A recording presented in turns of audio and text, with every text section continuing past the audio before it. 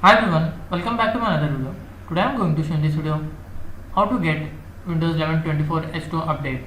So before going to start the video, if you are not subscribed my channel, please subscribe. So let's start the video.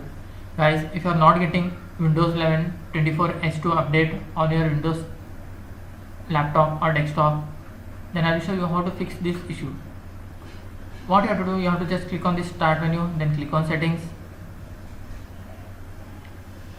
Here you will find Windows update. Click on that. Here you can see there is an option get the latest update as soon as they are available. What you have to do, you have to just enable this option.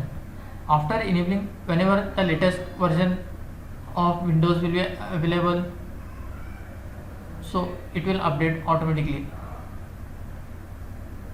Or else if it is not getting update automatically, just you have to enable this option, and here you will find update option. You have to just click on this update. After that, just restart it and you will be updated to Windows 11 24 H2 version. That's it guys. So in this way you can get the Windows 11 24 H2 update on your desktop or laptop. Thanks for watching. Hope if you like this video, please like, share and don't forget to subscribe.